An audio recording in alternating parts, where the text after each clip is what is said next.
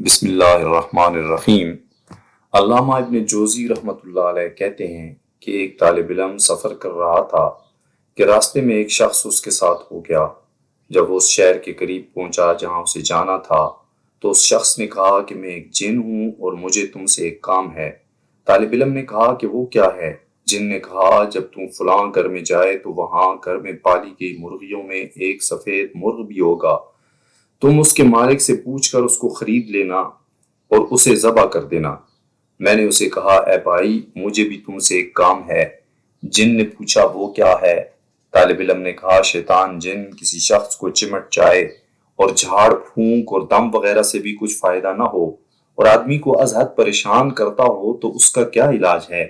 جن نے کہا چھوٹی دم والے بارہ سنگے کی کھال اتاری جائے اور جن کے اثر والے آدمی کے ہاتھوں کے انگوٹھوں پر مضبوطی سے باندھ دی جائے، پھر صداب بری جو کہ ایک قسم کا کالا دانہ ہے جس کو عورتیں نظر بد اتارنے کے لیے جلاتی ہیں، کا تیل لے کر اس کی ناک کے داہنے نتنے میں 4 مرتبہ اور بائیں میں 3 مرتبہ ڈال دیا جائے تو اس کا جن مر جائے گا۔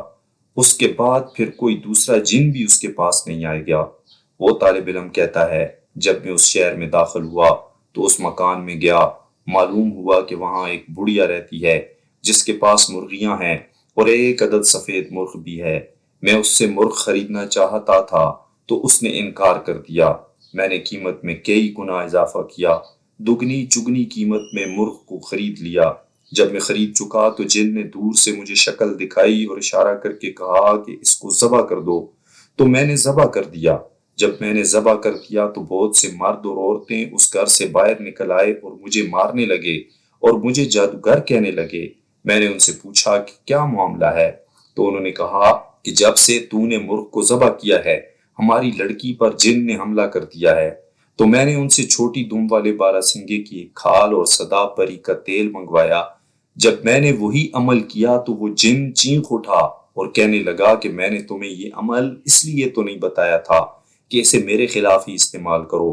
میں نے اس کی ایک نہ سنی اور تیل لے کر قطرے اس لڑکی کی ناک میں ڈالے تو اسی وقت وہ جن مر گیا اور اللہ تعالیٰ نے اس عورت کو شفا عطا فرمائی اور کوئی شیطان اس کے بعد اس کے پاس نہیں آیا۔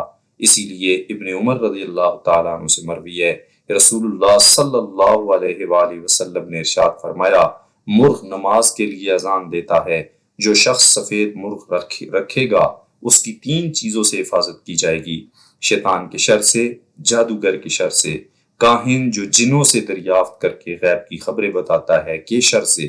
حضرت انس رضی اللہ تعالیٰ عنہ سے روایت ہے رسول اللہ صلی اللہ علیہ وآلہ وسلم نے ارشاد فرمایا کہ سفید مرغ رکھا کرو، اس لیے کہ جس گھر میں سفید مرغ ہوگا نہ تو شیطان اس گھر کے قریب ہوگا اور نہ جادوگر اور نہ ہی کوئی درندہ۔